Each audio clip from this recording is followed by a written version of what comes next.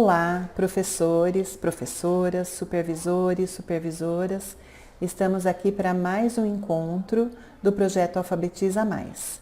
Hoje é o nosso quinto e último encontro, em que a professora mestre Alessandra Aranda Nicolau irá nos falar sobre a escrita. Então fica aqui um gostinho de quero mais, né? E que no próximo ano nós tenhamos novas formações e quem sabe com a própria professora Alessandra. Chamo agora a minha colega Gisele para também conversar um pouquinho com vocês. Olá, professores, supervisores, gestores da rede municipal. Chegamos ao nosso último encontro da formação em alfabetização do nosso projeto do Alfabetiza Mais. Foi um grande prazer tê-los conosco durante todo esse tempo.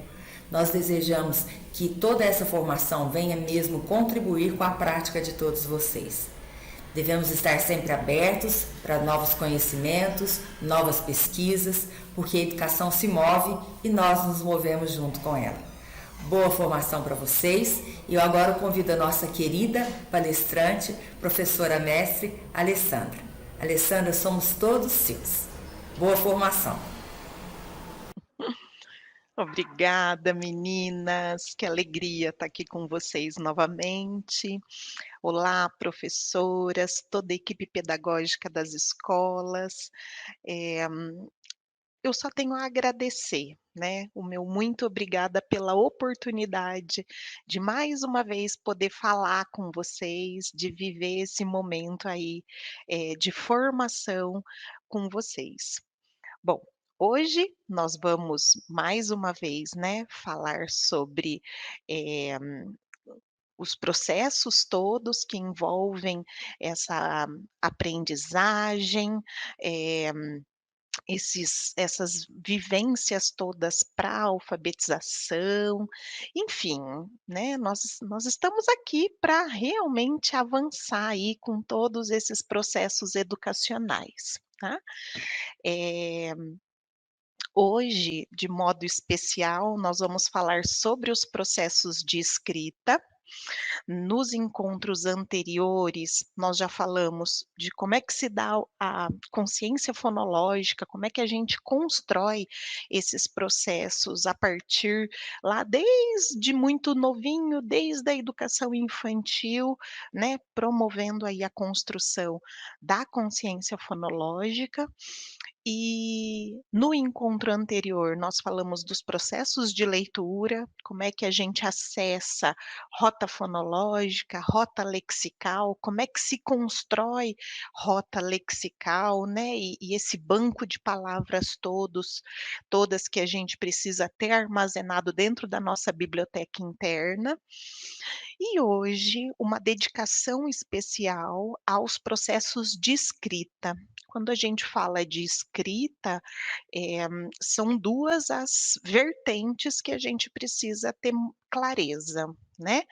Uma são os padrões gráficos, a grafia que a gente imprime sobre essa escrita, e a ortografia, escrever de acordo com a norma culta, com as convenções que são estabelecidas para a nossa língua. Então, o meu convite hoje é que a gente avance nos processos de escritas para a alfabetização, pensando ali, né, pautado mesmo na BNCC. Então, a gente parte desse documento, que é uma normativa para os processos educacionais, eh, e que, como nós vimos já no nosso encontro anterior, eu trouxe o mesmo padrão para que a gente crie mesmo uma série histórica de onde é que nós estamos partindo e onde a gente precisa chegar, com todos esses processos.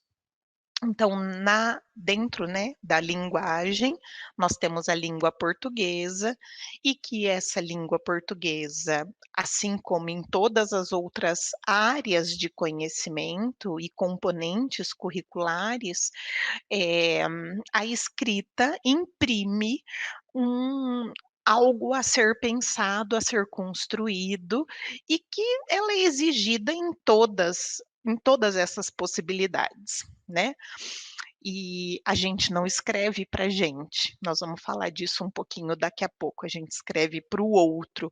Então, em todas as áreas de conhecimento, eu preciso me dedicar aí a habilidades e competências que sejam satisfatórias realmente para esse processo de escrita, né.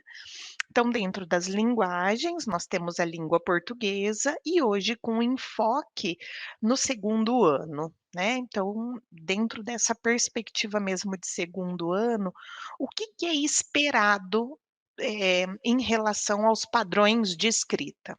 Então, as unidades temáticas do segundo ano contemplam leitura e escuta automática, né, autônoma e compartilhada, a escrita compartilhada e autônoma, análise linguística e semiótica, que daí é o foco da alfabetização, que a gente vai tratar aqui hoje, e também oralidade. Então, a nossa ênfase no momento realmente é para este olhar de alfabetização pautado numa análise linguística e semiótica. Que objetos de conhecimento estão postos lá na BNCC que contribuem para esse nosso trabalho? Primeiro deles, construção do sistema alfabético e da ortografia.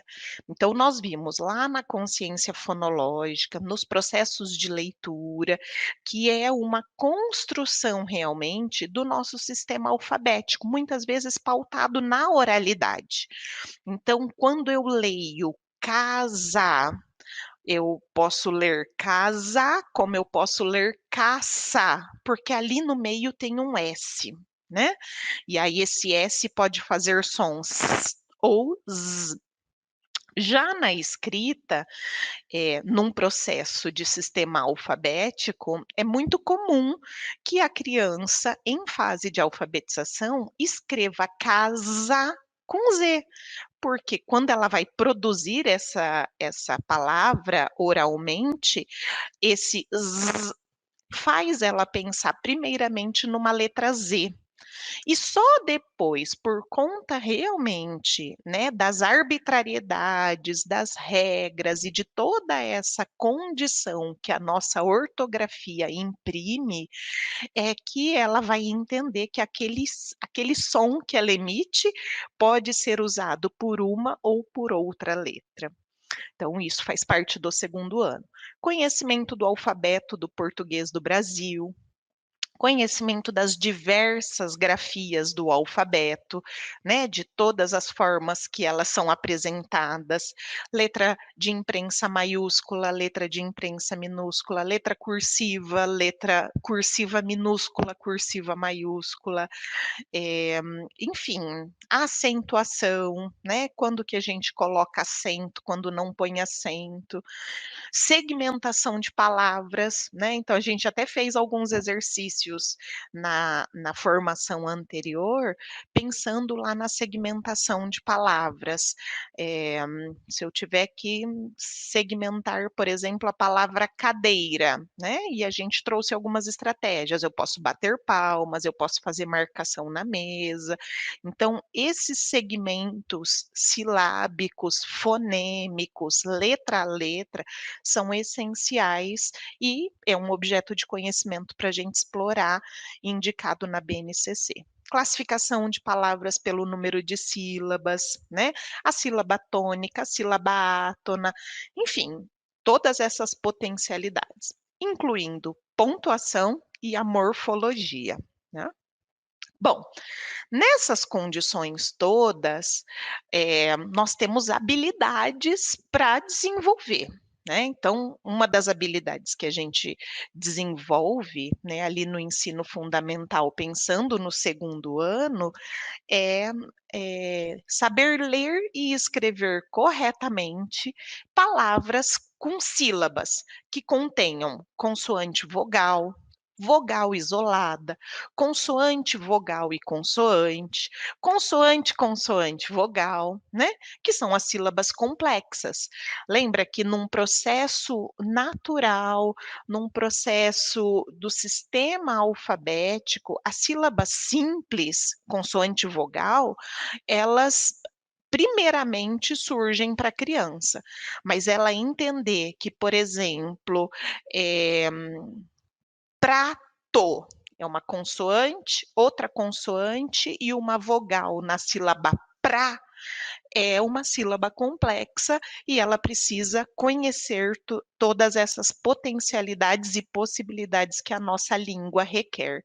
Identificando que existem vogais em todas as sílabas, né? Então, toda sílaba para emitir som, para emitir sentido, significado, ela terá uma vogal. Ler e escrever corretamente com marcas de nasalidade, né, então a gente viu e vamos retomar isso hoje, que nós temos vogais nasalizadas, mas a gente também tem uma marcação gráfica que nos auxilia nesse processo, que é o tio, a letra M e a letra N, né. Escrever palavras, frases, textos curtos na forma de imprensa e também na letra cursiva, né.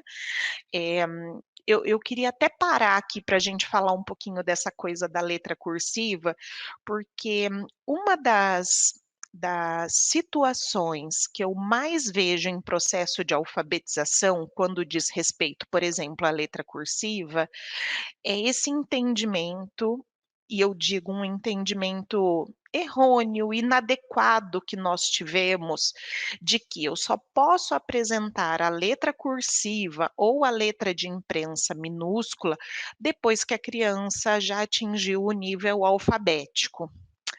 E isso não é real, né. Então, assim, as evidências mostram, os estudos da neurociência mostram pra gente que uma área do nosso cérebro, ela é responsável por essa construção e todo esse entendimento das letras, dos fonemas e de todas essas potencialidades que a nossa rota de leitura e de escrita vão se encadeando, vão se construindo para que essa leitura e essa escrita aconteça de maneira qualitativa. Outra área do nosso cérebro é responsável pelos padrões gráficos, motores.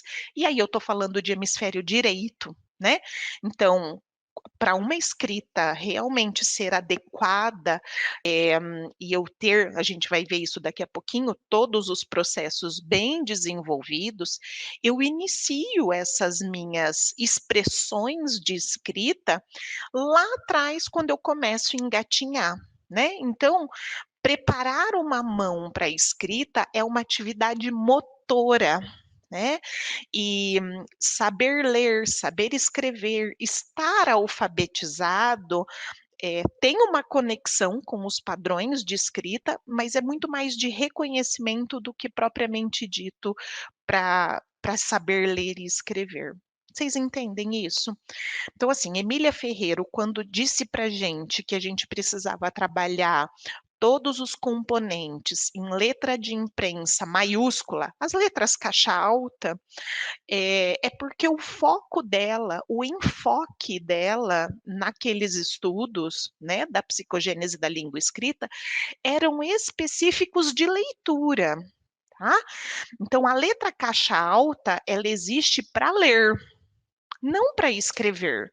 Quem escreve letra caixa alta é máquina. A nossa escrita, ela é cursiva, então a gente tem uma habilidade motora a ser desenvolvida para que essa escrita aconteça. Então a BNCC traz isso numa habilidade muito bem destacada, que a gente precisa escrever, ler, identificar palavras, frases, tanto na forma imprensa quanto na forma cursiva. Segmentar corretamente as palavras e escrever frases e textos, usar adequadamente o ponto final, ponto de interrogação, ponto de exclamação, enfim, todas essas possibilidades aí estão postas para gente no documento oficial, né. Então vamos entrar um pouquinho nesses padrões de grafia? É o que eu estava dizendo para vocês há pouco. Então, quando eu olho, por exemplo, para essa imagem, eu tenho uma criança sentada, possivelmente numa cadeira, num banco, com os braços apoiados sobre uma mesa. Uma das mãozinhas segura o papel, a outra mãozinha segura o lápis. E se vocês observarem a mãozinha dela, ela já tem uma pega muito apropriada para os nossos padrões esperados para essa escrita, tá. Eh, e isso é desenvolvido, ninguém nasce com esse processo pronto.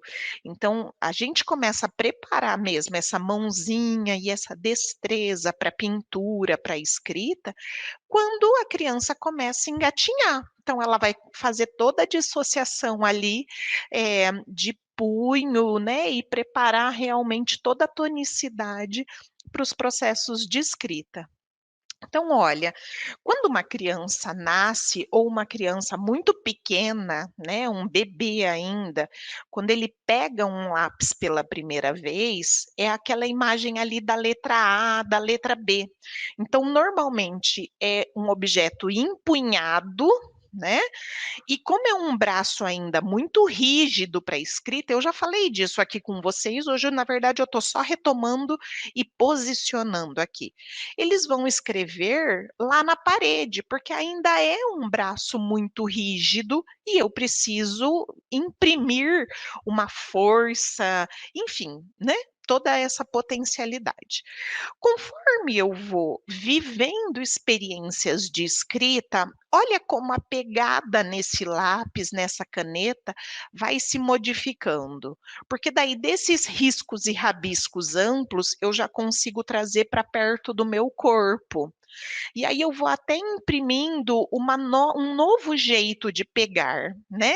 E essas possibilidades vão se aprimorando. Naturalmente, a ler, não, por experiência e por vivência. E tem crianças que talvez a gente precise fazer uma intervenção direta, porque se ela pega um lápis com um jeito muito diferente, né, ele precisa de correção, porque se eu pego, né, um lápis invertido, e por que que eu preciso chegar ali na letra J? Por que que aquele é o jeito certo que um dia disseram pra gente que é assim que tem que escrever? Porque esse é o melhor jeito que nós temos, até mesmo nessa potencialidade aqui, né, ó, de escrever algo, de pintar algo e enxergar aquilo que eu estou escrevendo e pintando. Percebem? Então é por isso que chegar na letra J, nessa pegada de lápis, é tão importante quanto, né. Então é o que a gente chama de tripé, uma tríade, envolvendo 3 dedos numa pinça, que vai segurar de forma adequado o meu objeto para escrita, tá. Então, como é que se dá essa grafia? Ninguém nasce com grafia pronta, mas após o terceiro ano de vida, esse desenvolvimento manual, ele adquire um grau de mobilidade muito mais refinado e com movimentos de preensão e manipulação dos objetos. Por isso que é tão importante a gente trabalhar com classificação de objetos, com pinçar mesmo com os dedos, né. Então como é que eu preparo essa mão para uma escrita? Uma criança quando ela pega um papel pela primeira vez para rasgar, ela vai pegar esse papel e ela vai esticar, porque ela ainda tem uma mão muito rígida, não é isso? Aí, conforme ela vai vivendo essa experiência de amassar o papel, de tentar rasgar de algum jeito, até ela chegar nessa motricidade de com as pontas dos dedos rasgar, é uma evolução, percebem? Então todas essas possibilidades precisam acontecer, e aí eu estou falando de educação infantil. Manipulação de massinha, né? E eu vejo massinha nos espaços escolares, mas não é dar a massinha e dar um palito, porque se eu dou uma massinha para a criança, o primeiro movimento dela é de espalmar essa massinha, e às vezes ela até pega um palito para fazer alguma coisa. A função é verdadeiramente pôr a mão na massa, colocar esses dedinhos para serem dissociados, desmembrados, preparando essa mãozinha para o padrão de escrita. Com 4 anos, ela já segura o lápis com o polegar e 2 dedos, normalmente ali o indicador e o médio mesmo, esboçando um círculo e desenhos de casa. Os desenhos dela já começam a ter um pouco mais de expressividade. Com 5 anos de idade, né? Eu acho que vocês devem estar se perguntando aí, quando é que essa mão está pronta? Com 5 anos de idade, ela já tem maturidade biológica suficiente para pegar esse lápis de modo adequado e pintar com clareza, né? Então, aquela menininha da imagem, né, que eu acabei de passar, é uma criança de 5 anos de idade, que já tem motricidade e maturidade biológica para o processo de escrita. E é a partir dos 6 anos de idade mesmo que essa habilidade de escrita normalmente se desenvolve e ela vai criar uma automaticidade até por volta dos 8, 9 anos de idade. Então, prestem muita atenção nisso, porque isso é de extrema importância. Grafia, traçado de letra é ensinável, tá? Não fica ao léu, não é naturalmente que a criança aprende. Quando é que começa? Aos 5 anos de idade, porque com 5 anos de idade ela já tem destreza e maturidade. E ensinar o jeito de pegar o lápis, o traçado correto das letras, precisa acontecer até o fechamento do 3º ano. Tá? Então, isso é ensinável, porque lá no 4º ano, crianças com 9, 10 anos de idade, eles já criam automaticidade na escrita. Então, se eu escrevo um O que não parece um O, se eu escrevo um S que não parece um S, e eu não sou corrigido disso, dentro dessa faixa, né, de idade aí, de expectativa, eu vou carregar esse traçado inadequado, talvez para o resto da minha vida. Percebe? Então, essas possibilidades precisam surgir dentro da sala de aula, tá? A caligrafia, então, ela é um processo que envolve habilidades perceptomotoras, e aí eu estou falando de cópia. Quando eu bato o olho lá num quadro para copiar algo e eu leio a palavra 6, eu vou olhar que tem a letra S, E, I, S. Só que quando eu bato o olho, é como se o meu cérebro tirasse uma foto daquela palavra e ele traz para que eu escreva novamente, tá? Só que além dessas perceptomotoras, tem os processos cognitivos. E aí, se eu bato o olho e eu sei que eu vou escrever 6, e eu começo a escrever o 6 aqui, é muito comum em fase de alfabetização a criança iniciar a palavra com a letra C e não com a letra S. E aí eu me pego pensando assim, caramba, ele acabou de olhar no quadro, como é que ele não copia nem o que está no quadro? Eu já falei isso e já vi muito professor falando, não dá conta de copiar nem o que está no quadro. A cópia eu tenho que fazer toda a correção depois. Por quê? Porque quando ele bate essa foto e ele traz essa informação para a escrita, ele vai buscar lá no léxico dele, muitas vezes pautado na oralidade. Então, ele vai fazer C, é a letra C que ele vai pôr primeiro. Percebem? Então, essa questão aí que envolve a caligrafia, a cópia, e todos esses processos mesmo de escrita, eles não são tão simples assim. São habilidades que requerem toda uma estrutura cognitiva, neurológica, para que a gente crie realmente a automaticidade disso.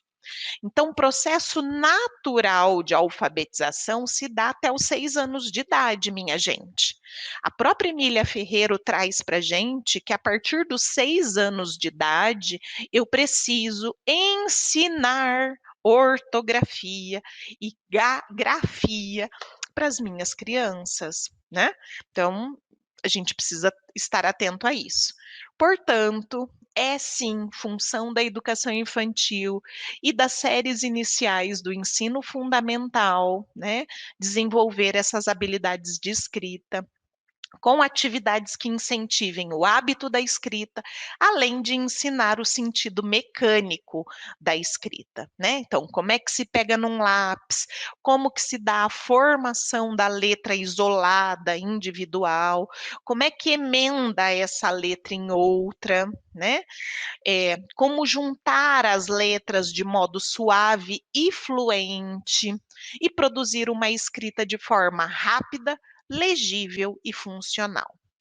Lembra que no início dessa nossa conversa eu disse para vocês que a gente não escreve para a gente, que a gente escreve para o outro?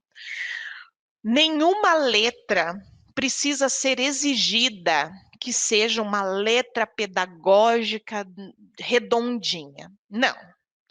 Porém, toda e qualquer letra precisa ser legível e funcional, porque a escrita ela é um padrão social. Eu não escrevo para eu ler simplesmente, eu escrevo para transmitir uma mensagem para alguém. E qualquer pessoa que pegue o meu registro escrito precisa conhecer aqueles códigos todos, aqueles símbolos todos, para traduzir a mensagem que eu tentei passar por escrito. Percebem? Então, professores alfabetizadores, sim, a gente precisa ensinar traçado de letra, a gente precisa corrigir traçado de letra se ele tiver indevido, porque é uma função nossa até a vida toda, né? Mas principalmente até os 9 anos de idade, que é quando a criança vai criando memória e autenticidade dessa escrita. E corrigir isso na fase adulta ou nos segmentos futuros é mais difícil do que corrigir isso aos 6, 7, 8 anos de idade. Entendido? Combinado? Bom, se a grafia ela é tão importante assim, existe algum transtorno que envolve esses padrões de grafia? Sim, existe a disgrafia, tá?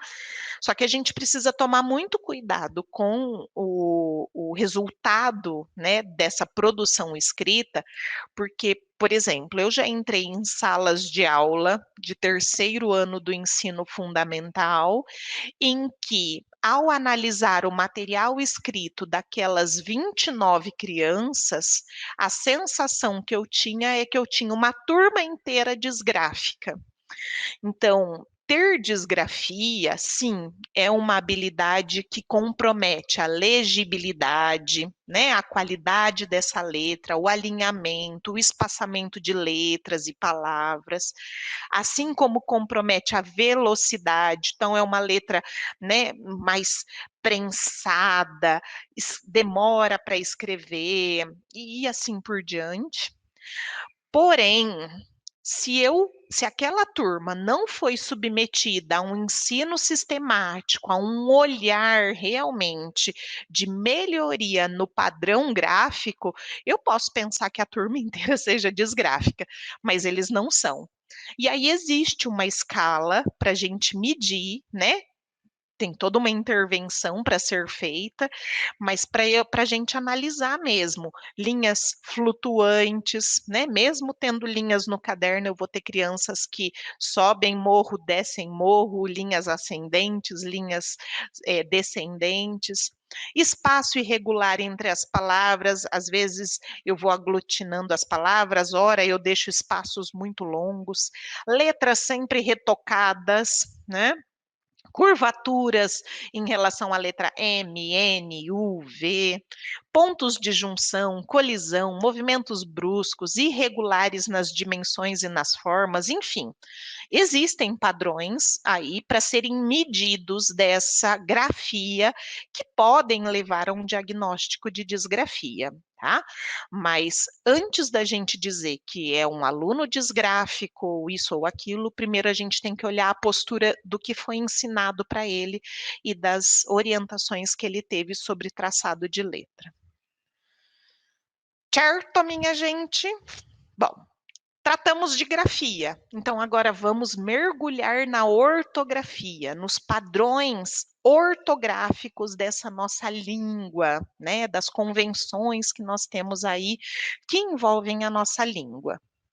A ortografia, na verdade, a escrita, né, em sua natureza alfabética, ela se constitui da relação entre os sons e as letras, dos fonemas e dos grafemas.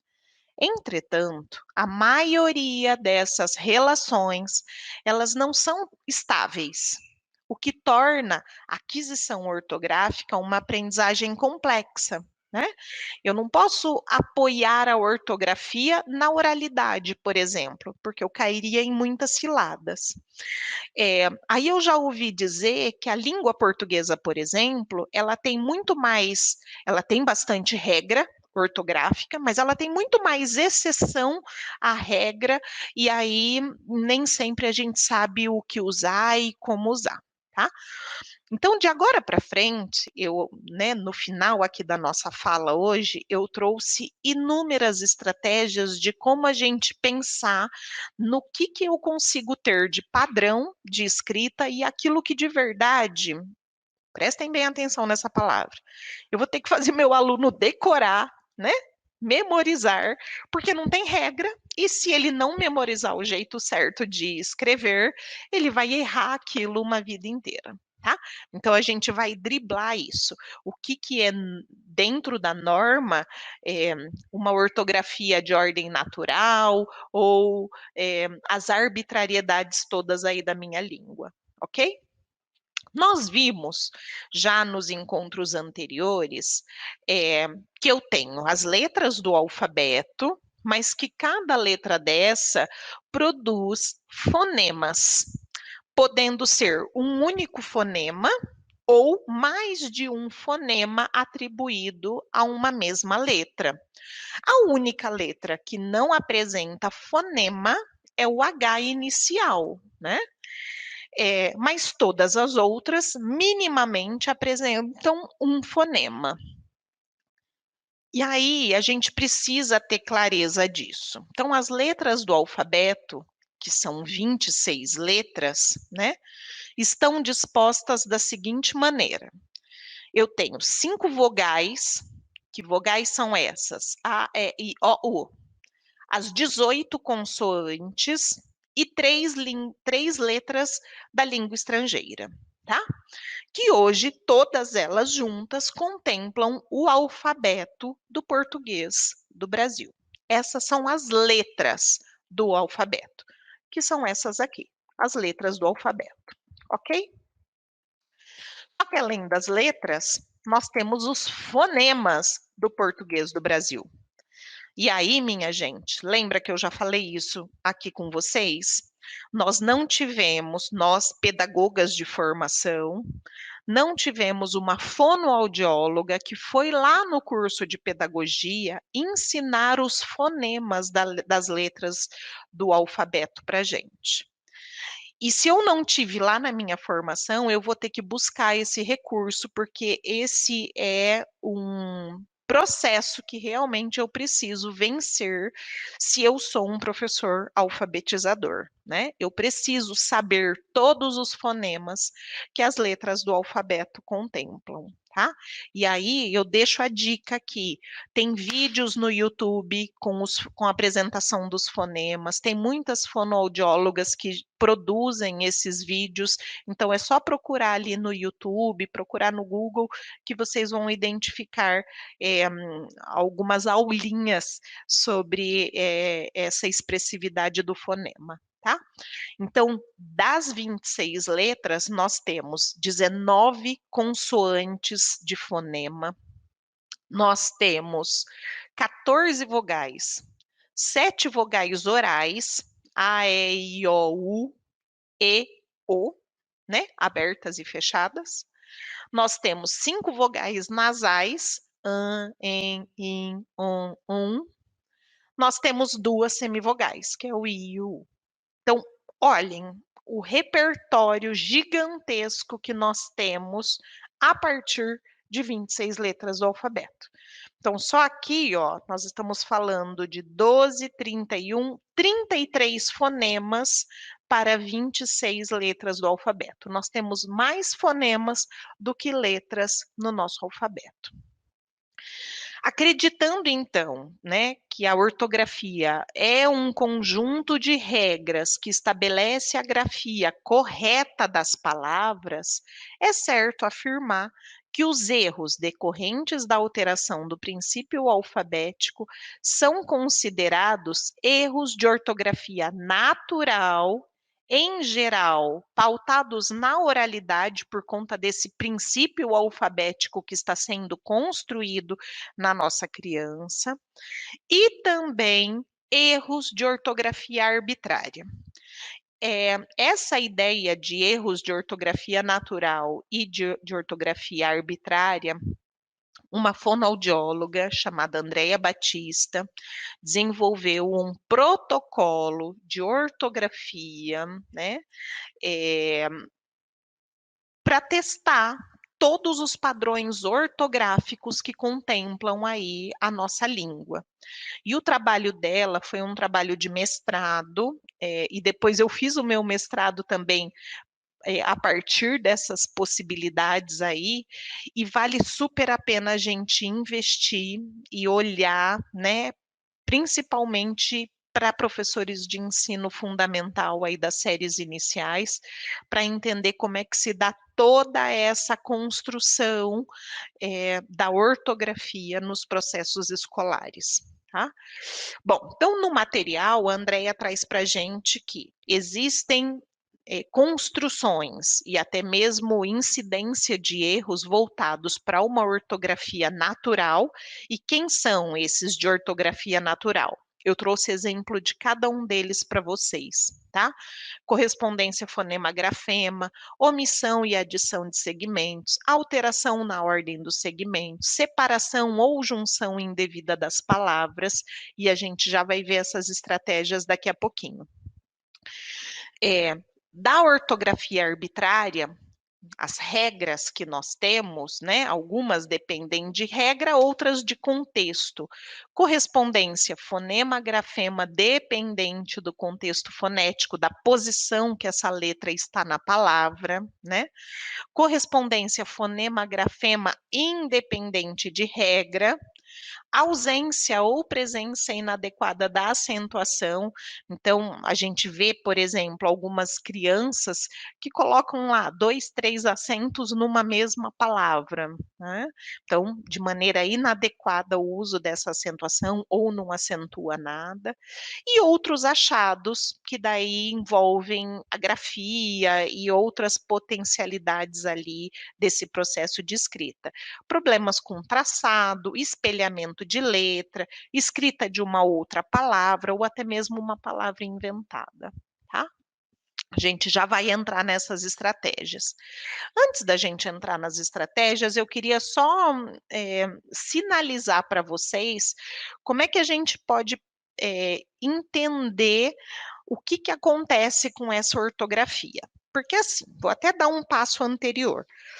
Quando surgem, né, os estudos lá de Emília Ferreiro e todo esse processo natural, né, de escrita que ela imprime para a gente e que ela testou mais de 1.000 crianças, não ficou claro naquela entrada do construtivismo que esse processo natural do sujeito, ele acontece num determinado período. Mas, na verdade, isso foi vendido para a gente como algo que uma hora ele vai chegar lá, né? Tipo Zeca Pagodinho, deixa a vida te levar. Porém, minha gente, a coisa não foi tão simples assim, porque a gente chegou a conviver com crianças, e eu acho que a gente ainda convive, que chegam no quinto ano do ensino fundamental com muitos erros de ortografia, né? Porque foi dito para a gente lá anteriormente que você não podia corrigir a escrita da criança, que se você corrigisse podia causar trauma, era um processo natural que tinha que ser que esperar ele superar isso, as hipóteses de escrita dele seriam, né, avançadas, enfim. Isso não foi dito para gente e a gente parou de corrigir ortografia, né, dos produtos de escrita aí dos nossos escolares. Então, a aquisição do sistema ortográfico pelo escolar, ela não é linear, mas ela pode apresentar variações no tipo de erro, na frequência de ocorrência, dependendo da idade e da série.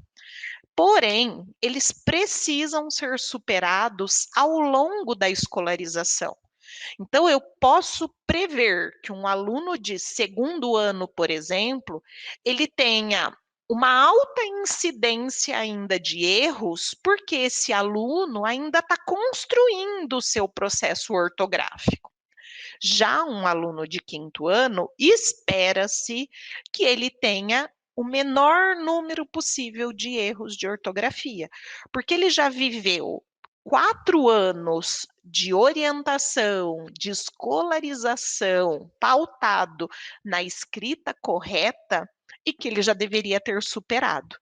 Mas nem sempre isso é o que acontece. Então vamos ver o que é esperado para cada uma das séries? O que é esperado para o segundo, para o terceiro, para o quarto e para o quinto ano? Lembrando que ortografia natural são todos aqueles erros, né, ou a maioria deles, pautados na oralidade. Então, quando eu falo, por exemplo, casa, e eu vou escrever casa, é muito natural que a criança escreva casa com Z. Então, é alta a frequência de erros de ortografia no segundo ano, pautados na oralidade. Ela vai escrever uma frase, um texto, e aí ela escreve: era uma vez, tudo junto, né? Ela emenda as 3 palavrinhas na frase. É natural que ela faça isso. Por quê? Porque ela está aprendendo ainda a desmembrar aquilo que ela fala daquilo que ela está escrevendo, né? E mais do que isso, nas sílabas complexas, ela vai escrever blusa. Às vezes, ela pode não colocar o L entre o B e o U, né? Então, ao invés de blusa, ela coloque busa. Ela está omitindo uma letra. Ou ela vai escrever a palavra muito e ela põe M-U-I-N-T-O, porque ela fala muito. Então, ora ela omite letra, ora ela amplia a letra, tá? Então, tanto na ortografia natural, quanto naquilo que é de regra e das convenções da nossa escrita, ela tem uma alta frequência de erros. Concordam comigo? Aluno de segundo ano está em processo de alfabetização. O que a gente espera do terceiro ano? Que ele já tenha uma diminuição dos erros de ortografia natural. De tanto ele ser corrigido que casa não se escreve com Z e sim se escreve com S, né? No terceiro ano eu espero que ele já diminua a incidência dos erros de ortografia natural.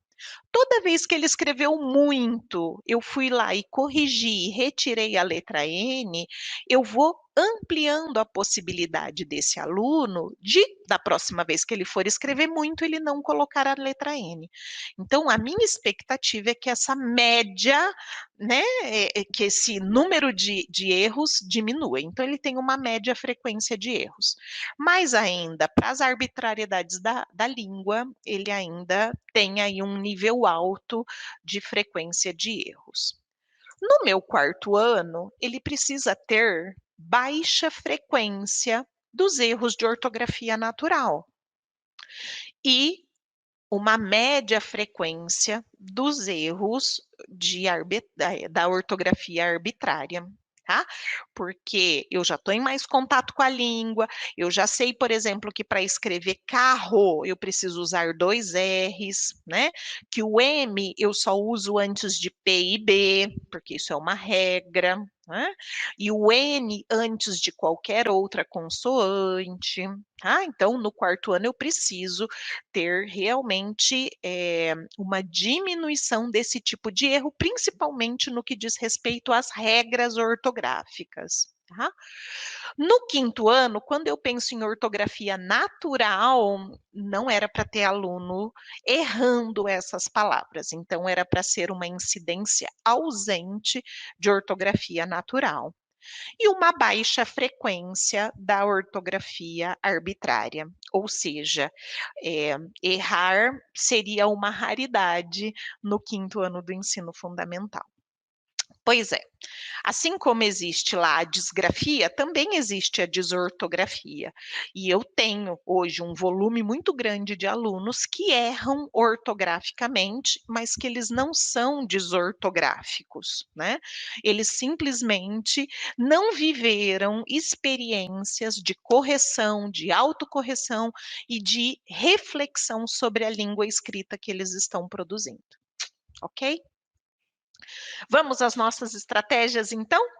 Eu trouxe minimamente um exemplo de cada ortografia dessa, e que fique realmente como um repertório para vocês ampliarem aí no dia a dia com os materiais que vocês têm, né? Então, lá nos materiais, por exemplo, das editoras Ática, Saraiva Scipione, que é a que nós representamos, nós temos uma infinidade de atividades que a gente pode ter esse olhar aqui da ortografia para todas essas potencialidades, tá? Então, o primeiro deles, ortografia natural, que envolve a correspondência fonema-grafema unívoca. Tá? Então, aqueles exemplos que eu já vinha dando. Feliz, eu vou escrever feliz, porque tem o mesmo ponto articulatório. Então, a incidência ou a possibilidade desse fonema ser confundido é muito grande, né? Vaca, faca. Em processo de alfabetização, eles trocam esses fonemas aí na hora de eleger uma letra que o represente, tá? Casa e casa. Casa com Z, porque ao produzir a palavra casa, é o Z que me pega ali para escrever. Então, quando eu penso nesse som, a primeira letra que vem na minha cabeça, que eu evoco lá do meu léxico, é a letra Z, tá? Hélice, sem o H inicial, né? Então, assim, essas são palavras simples, mas do cotidiano mesmo, com uma alta frequência de erros na vida das crianças, ok? Horta, hoje, né? Todas elas. O segundo ponto de ortografia natural é a ideia de omissão ou uma adição de segmentos. Então, para escrever, por exemplo, a palavra asfaltada, eu posso encontrar palavras do tipo asfatada, com a omissão do L, ou asfalatada, porque eu sei que tem um L, mas esse L sozinho ali não pode, ele tem que estar sempre consoante vogal. Então, eu crio uma estratégia de ou omitir ou adicionar uma letra a mais para esse processo. Ou a palavra muito, que eu acabei de sugerir ali atrás, né? Então, é muito comum a gente ver crianças em início de alfabetização escrevendo muito e introduzindo a letra N ali, porque é um I nasalizado, ok? O uso do morfema R, né, que é uma escrita aí para correção ou até mesmo para transgressão que a gente usa retirando, por exemplo, de HQs, de história em quadrinhos, dos gibis, né? Aqui, por exemplo, eu trouxe algumas falas de Chico Bento. Chico, sua casa está pegando fogo, vamos lá apagar. Então, ali, ó, no destaque do tá pegando, vamos, apagar, são transgressões de uma ortografia natural, que a gente escreve conforme fala, né? Eu estou no Paraná. Aqui na minha região, em Londrina, a gente fala pente, dente, leite. Em Curitiba, que é a capital do nosso estado, eles dizem leite, quente, pente. É a forma de dizer. Independe como eu diga a palavra. Eu estou falando de uma convenção instituída para escrita. Então, a ortografia, sim, precisa ser pensada, refletida, corrigida quando há essas transgressões no processo escrito, ok? Uai, pro que pro que você tá levando os peixes, Chico? Né? Então, é uma forma bem ruralizada aqui, tem uns exageros, mas eu tenho certeza que algumas regiões, né, do nosso país, do nosso estado, alguns dos nossos escolares escrevem tal qual eles falam, né? E aí a gente precisa explorar isso com eles mesmos. Então, uma das estratégias é: pega um trecho desse, vamos escrever para a nova norma culta, como é que ficaria essa escrita sem essas transgressões e assim por diante. O terceiro ponto da ortografia natural é a alteração na ordem dos segmentos, tá? Isso não é muito comum isso acontecer, mas pode ocorrer e ocorre em início de alfabetização, mas também é um indicativo para a gente prestar atenção para disgrafia, tá? Isso é muito comum acontecer ali nos processos de disgrafia, perdão, de dislexia, tá? De dislexia. Então a criança vai escrever escuro, então ela pensa, ó, escuro, é o E e o S, só que daí na hora de escrever, ela escreve o S e o E, então ela escreve securo. Prato, ela pensa, ó, pra, ela sabe que é o P, o R e o O, mas na hora de escrever, ela altera a ordem dos segmentos e ela acaba escrevendo parto. Tá? Então, essas estruturas acontecem e precisam de correção, precisa ter olhar, enfim, né? Precisa de todo esse encadeamento aí da escrita. E o quarto ponto que eu trouxe de ortografia natural é a separação ou a junção indevida de palavras. As palavras que, em geral, nos lembram uma preposição, né? Elas tendem a separar ou emendar, mas outras palavras também fazem parte desse repertório, né? Então, por exemplo, eles vão escrever ensinar, ensinar. Já vi algumas crianças escrevendo assim. Contente, contente, né? Separadinho. E aí vai escrever uma frase. O homem está de chuteira, né? E esse o homem sai tudo junto. E vai escrever uma história. Era uma vez e tá tudo junto. Certo? Tudo ok por aqui? De ortografia natural, então, encerramos. Vamos entrar agora nas arbitrariedades da nossa língua. E aí eu trouxe tanto a correspondência fonema-grafema, dependente do contexto, de onde aparece essa letra, em que posição, para que essa ortografia aconteça, e outras independente de regras. Então, eu trouxe só aqui do uso da letra R para a gente pensar 5 estratégias que a gente pode construir com as crianças para que eles entendam o uso da letra R e, entendendo o uso da letra R, diminua a incidência de erros na hora de escrever. A primeira delas é formar listas de sílabas e de palavras para identificação com apoio fonético e visual, com ou sem o auxílio do espelho. Então, essa é uma atividade que dá para a gente fazer usando o espelhinho, né? Então, propor que a criança esteja diante de um espelho para ela observar o movimento que a língua dela faz, o que a boca dela faz, ou eles podem trabalhar em pares. Eu vou observar o meu amigo e o meu amigo vai me observar, tá? Então, esse apoio aí é bem bacana para construir. E depois a gente tira o auxílio, né, para ver como é que eles administram isso. Então, língua para cima quando é o som fraco e língua para baixo quando é o som forte. Quando eu falo carreta, olha como a minha língua sobe e essa língua tem uma tremidinha.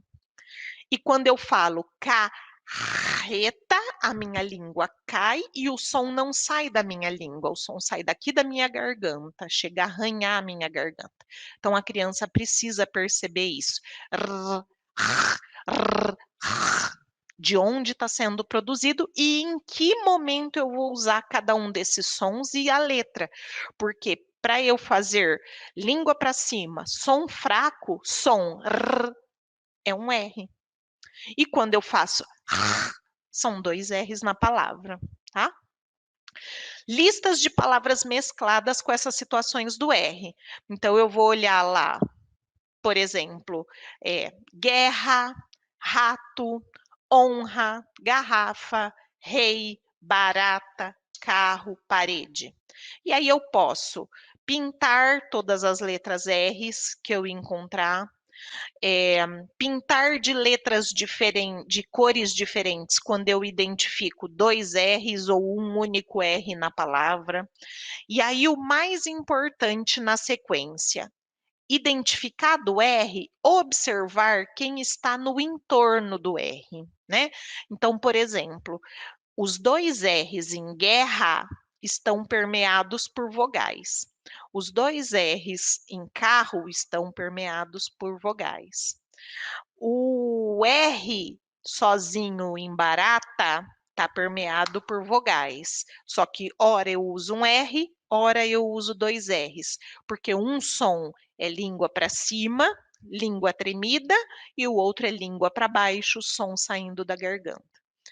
E um R sozinho, ele também pode fazer som desde que ele esteja acompanhado de uma outra consoante, como é o caso de honra. Então eu falo honra, Henrique, mas esse N me dá o suporte de formação para o som forte da letra R, tá? Estão aqui, né? Identificando então com cores diferentes o R e os 2 R's nas listas de palavras. Então, 2 R's no meio da palavra, entre vogais, destacado em vermelho. Um R sozinho entre vogais, parede, barata, destacados em azul. O R forte no início de palavra, destacado em verde claro. E o R com som forte, acompanhado de vogal e consoante, destacado de verde escuro. Que foi isso que eu falei para vocês agora, né? Então são todas essas etapas que a gente vai construindo com eles, consoante, vogal, vogal, vogal entre essas letrinhas do R, ok? Enfim, usem, abusem dessas construções todas, né? E façam listas aí para eles entenderem, para eles prestarem atenção, para que eles se conscientizem mesmo de quando usar a letra R e em que situação. E aí, com a própria turma, a gente cria as nossas regras, tá? Então, eu acho não, eu tenho certeza que faz muito mais sentido para a criança ela colaborar e nascer dela o que ela entendeu dessa conscientização da letra. Então, eu uso um R em início de palavra, língua para baixo, som forte e eu falo rato. Eu uso R entre consoante e vogal, língua para baixo, som forte, honra, Henrique. Um R entre vogais, língua para cima, som fraco, barata, parede. 2 R's entre vogais, língua para baixo, som forte. Carro, barro. Ok? Ficam aí essas super estratégias para vocês. Essa e tantas outras, tá? Bom, saímos do R, vamos pensar na letra M e N, porque essa também é uma regra da nossa língua portuguesa, né? Eu só uso M antes de P e B, isso é regra, e N nas demais consoantes. E isso, gente, é muito importante a gente pensar, porque assim, N antes das outras consoantes parece óbvio, mas o óbvio tem que ser dito, né? Então, quando eu dou a regra para a criança, eu preciso da regra completa, que é M antes de P e B e N antes das outras consoantes. E essa é uma regra que, inclusive, a gente consegue avançar por conta do apoio na oralidade. Então, é uma construção fonêmica, né? E aí eu consigo, inclusive, justificar a regra. Porque quando eu produzo o som M e N antes de consoantes, eu vou produzir o som assim, ó. Tudo bem? No M, eu chamo de bilabial, porque eu junto os meus lábios. As duas únicas consoantes que fazem esse mesmo movimento bilabial é o P e o B, na hora da produção sonora. Então, eu vou dizer P, eu junto os meus lábios. B, eu junto os meus lábios. Percebem? Essa tríade do M, do P e do B é em virtude do mesmo ponto de articulação e da sonoridade que ele produz. Então, eu consigo brincar com a criança com essas possibilidades. É muito mais fácil eu falar samba, tempo, do que eu colocar a letra N. Samba. Eu acabo segmentando a palavra, eu não emendo a palavra numa única lógica. E o N, com todas as outras consoantes, ele emenda melhor se ele não for bilabial. É dali do ponto que ele sai. Então, para escrever onda, se fosse onpa, eu tenho que segmentar de novo, percebem? Então, onda, nunca, tanto, fanta, né? As palavras emendam, eu não preciso segmentá-las. E eu posso construir, essa é uma sugestão da Maria Sampaio, né, num manual de ortografia que ela escreveu, de estratégias ortográficas, que ela sugere uma escrita reflexiva para essa posição medial do M e do N. Então, aqui é uma regra criada por uma criança de 7 anos de idade. M antes do P ou B e N antes de qualquer letra menos o P e o B. Foi uma criança de 7 anos que inventou essa regra ajustada ali para o entendimento dela, né? Formação de palavras com transgressão. Então, eu dou a palavra errada e peço para eles justificarem o erro. E aí, de novo, essa é uma estratégia do Arthur Moraes, né? Lá daquele grupo do céu que eu já apresentei para vocês. A justificativa foi: não pode usar N, porque depois vem o P e tem que ser M. Então, uma criança, na sua construção ali de significados, ela atribui essa regra aí, né, ou corrige essa transgressão da letra. E a mesma coisa aqui, né? Então, a palavra nunca, e ela precisa fazer a correção. Não pode ser o M, porque depois não tem B ou P. Né? Fazer um brainstorm, né, adaptado aí para MN. Então eu jogo a letra M medial e eles têm que me falar o maior número de palavras que tem essa letra medial. Tampa, samba, campeão, bomba, tampa, tampa já está ali. Enfim, explorar mesmo todas essas palavras. E o do N também. Manga, canja, frango, tango, tanto. Ditado de palavras, né? Trabalhei com isso, refletimos sobre a regra, pensamos sobre todas essas possibilidades, aí eu vou fazer um ditado de palavras, tá? E eu vou ditando essas palavras. Então, manga, vento, campeonato. E depois ela tem que me dizer a regra. E aí foi aquela regra que eu apresentei para vocês agora há pouco, né? Que o N antes de qualquer letra menos do P e do B e o M antes do P e do B. Tudo bem? Outra possibilidade, assim como a gente fez lá com o R, a gente fazer com o uso do am e do ão. Criar lista de palavras com acento, palavras sem acento, listas mescladas. Então, vamos para as estratégias. Primeira delas, criar uma lista de palavras com acento para identificar a sílaba tônica. Lápis, colégio, jacaré, sítio, relógio, pé, xícara. Criamos uma lista aí com palavras que têm acento. Depois eu vou criar uma lista de palavras que tenha sílaba tônica, mas que não levam acento. Palhaço, casa, macaco, cachorro, bola. Fiz essa marcação, identificamos qual é o som mais forte, qual é o som mais fraco. Vou criar uma lista de palavras, uma terceira lista de palavras, com palavras mescladas, aquelas que têm sinal gráfico e aquelas que não têm sinal gráfico, aquelas que levam acento e aquelas que não levam acento. E aí eu mesclo as palavras: balão, xícara, sapo, roubaram, estudarão. E aí eu crio uma quarta lista de palavras com terminações ão e an para essa conscientização.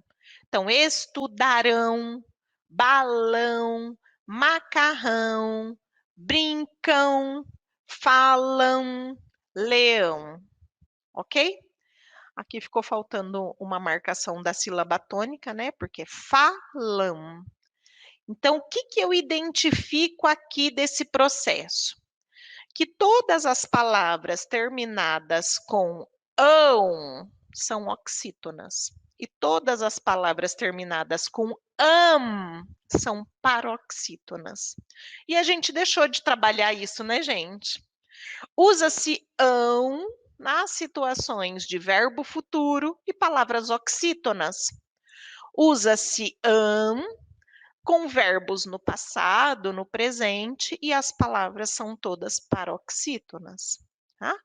E aí a incidência de erros diminui bastante quando eu sei o que eu quero escrever e como eu quero escrever. Frases com lacunas, ainda dentro dessa possibilidade, que é uma técnica de close adaptada, né?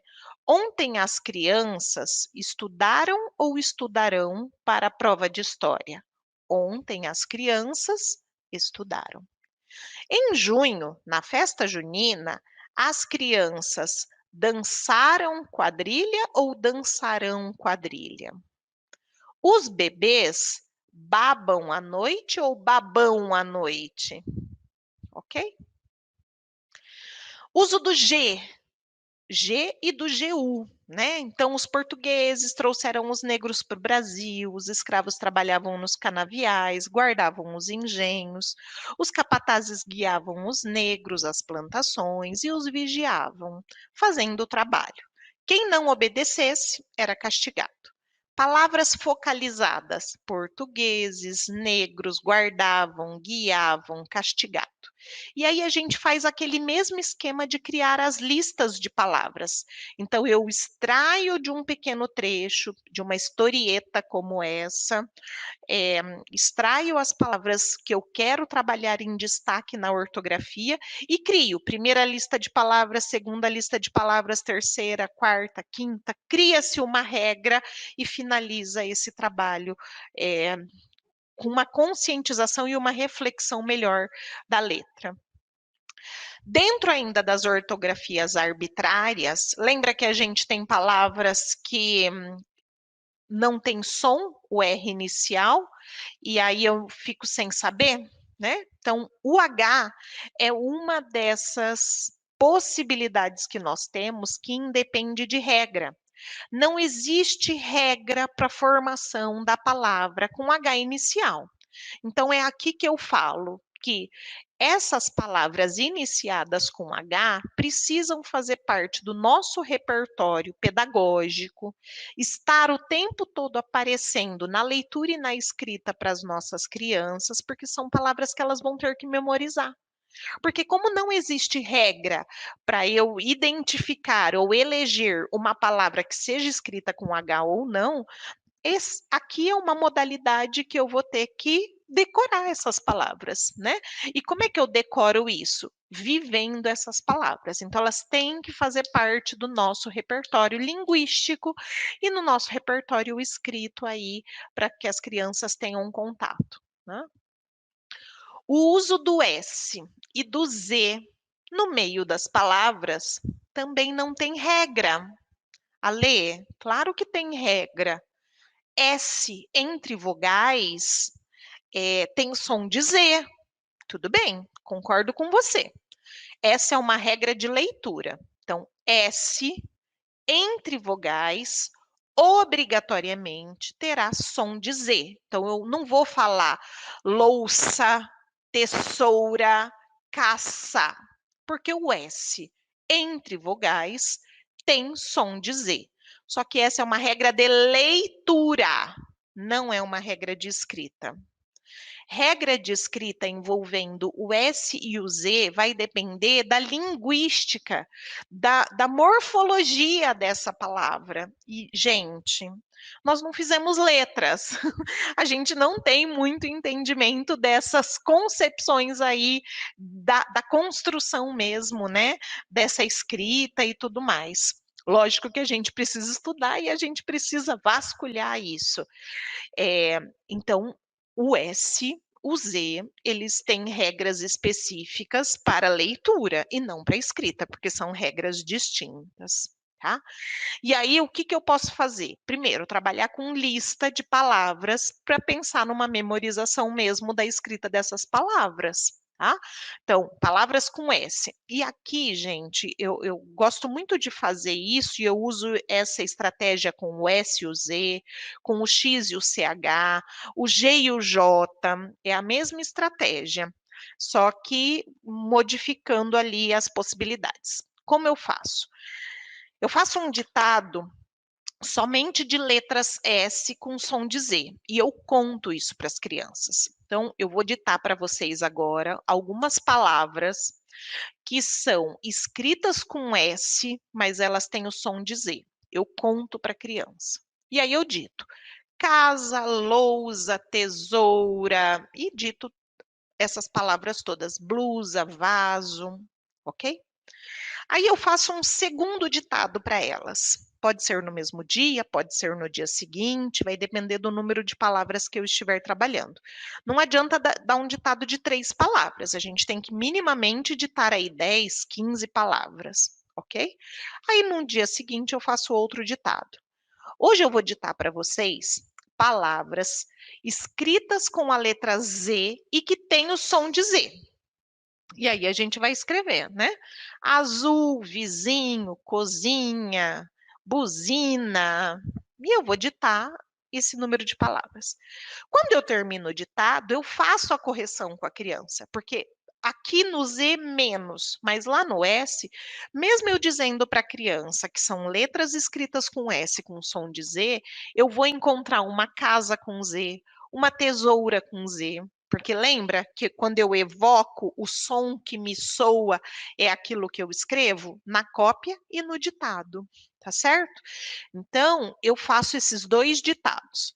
E aí eu crio um terceiro ditado e conto para elas. Agora a gente vai fazer um ditado misturando as duas. Ora eu vou ditar a palavra com S, ora eu vou ditar a palavra com Z, para a gente identificar. Em todos esses ditados, eu preciso fazer a validação e a correção com a minha criança. Aquilo que ele acertou e aquilo que ele errou, para ele começar a visualizar. As palavras que ele errou, ele escreve o correto na frente, porque ele tem que criar a memória do correto. Ele não pode, né? Ele tem que ir eliminando a memória do incorreto. Entenderam? Ok? E aí, dito frases, palavras memorizadas, enfim, toda uma exploração mesmo com essa estratégia. E como eu falei, né, de situações que envolvem a escrita, todos os nossos derivados mantêm o mesmo padrão gráfico e ortográfico. Então, casa, todos os derivados de casa serão com S com som de Z. Casinha, casarão, casamento, casado.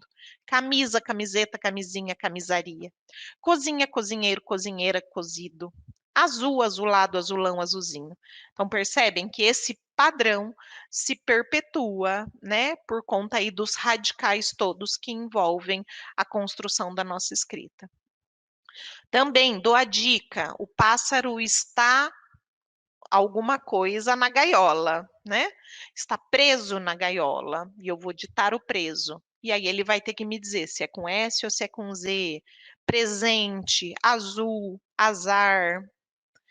Isso eu gosto muito também. Só que isso daqui, lista de julgamento, ela é bacana para assim, terceiro, quarto e quinto ano. Por quê? A criança de primeiro, segundo, até início ali de terceiro ano, ela ainda está muito apoiada nos erros de ortografia natural.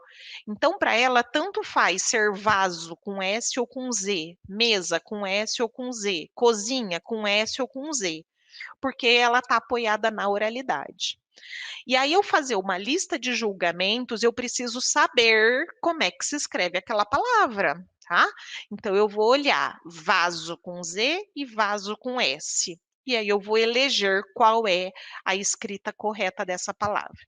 Eu não sei vocês, mas tem situações ortográficas que até hoje eu fico na dúvida, né? Então, por exemplo, buzina. Nossa, Lê, me deu um branco agora. Será que buzina é com Z ou é com S? E aí eu escrevo no papel, buzina com Z, buzina com S.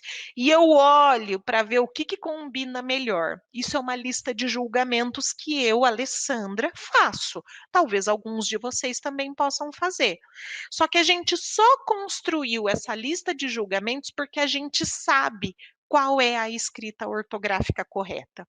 Uma criança que está em construção, ela ainda não solidificou essa memória da escrita correta. Tá? E aí, de novo, uma técnica de close adaptada. Eu dou duas opções, a escrita correta e a não correta. E aí ele tem que eleger qual é a palavra que ele vai colocar no espaço adequado, né? E aí, em todas as frases. Tá acabando, minha gente. A ortografia arbitrária ainda traz para a gente o olhar para a ausência ou a presença inadequada da acentuação, que é aquilo que eu falei há pouco, né? Então, assim, eu posso sair colocando acento agudo em tudo, é, eu posso colocar agudo, circunflexo e til, usar as três marcações numa única palavra, ou o que é pior, né? E eu acho que essa é a maior incidência nos nossos ambientes escolares hoje. Os acentos caíram. Aluno nenhum usa acento, né? E eles têm evitado colocar acentos. Então, a gente precisa fazer essa marcação mesmo, da acentuação correta das palavras e onde é usado, como é usado, fazer listas de palavras, palavras que são acentuadas, palavras que não são acentuadas, para que esse repertório se solidifique. E a última estratégia são os outros achados, né, que envolvem tanto a ortografia quanto a grafia. Aqui eu trouxe um padrão, né, de escrita disgráfica, né, por conta das transgressões todas que ocorrem no traçado da letra. Então, olha ali, meu caro amigo, letra maiúscula não existe, no caro, eu sei que é caro porque eu estou decifrando aqui uma leitura, mas não é um A, não é um O, né? Amigo, aquele O no final não é um O de verdade. Olha o estou, como é que está o traçado ali da letra O, né? É, lá no meio ali da palavra, da frase, tem a palavra tempo, um M que não é um tempo, a palavra passeio, penúltima palavra do texto, um S todo rebuscado ali, não dá para saber se é um S só, se são dois S's. e o afetuosamente, né, enfim. Isso é um ditado, né, de uma das baterias ali de teste da disgrafia, é um textinho que eles têm que escrever, e a gente percebe aí, né, toda essa construção inadequada dos padrões, das angulações, né, das formas não definidas para as letras, para o traçado. Então letras com problema de traçado, espelhamento de letras, a gente já falou disso lá na consciência fonológica, que eu preciso trabalhar a expressão corporal, né, não adianta eu fazer listas e mais listas para trabalhar espelhamento, porque se uma criança está espelhando, eu preciso olhar para o desenvolvimento motor dessa criança, ver como é que ela está reagindo lá na quadra, nas atividades motoras do dia a dia, escrita de palavras, enfim, todas essas possibilidades. Ok? Certo? Gente, eu queria dizer um tchau, mas mais do que dizer um tchau, dizer o quanto eu fiquei feliz de fazer parte desses momentos de formação com vocês, né. Eu espero de verdade ter contribuído, agradeço a oportunidade das editoras Ática, Saraiva e Scipione, que permitiram esse nosso encontro, né, que permitiram que a gente se aproximasse. Eu queria dizer que eu já criei um laço com Varginha, e eu tenho dito para as meninas que o meu maior desejo é a gente poder viver um encontro presencial, eu conhecer as escolas de vocês, enfim, a gente ter mesmo uma experiência próxima, porque eu já estou me sentindo em casa com vocês.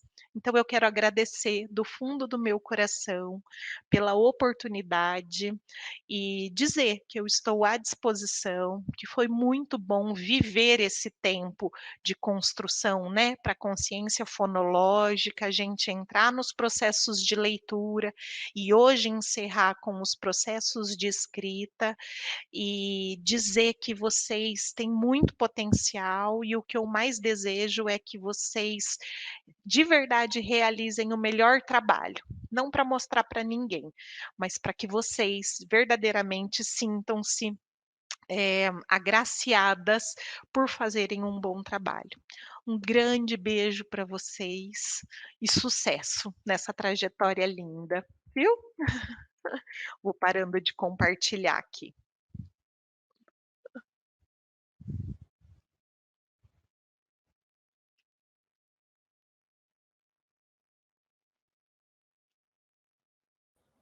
Desculpa, meu microfone estava fechado.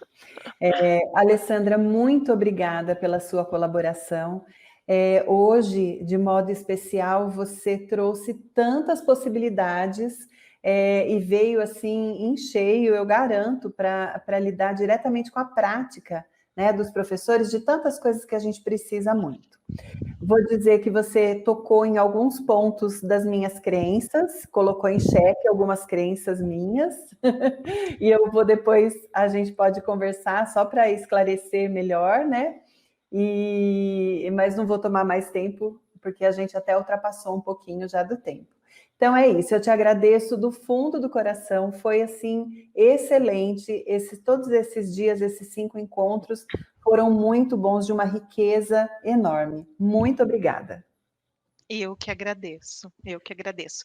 E a ideia de uma ortografia reflexiva, de uma escrita reflexiva, é justamente para isso, Rosana, para a gente construir e desconstruir. Uhum. Então, fiquei curiosa de saber em que pontos da sua crença eu toquei, assim como eu devo ter tocado de alguns professores também, Uhum.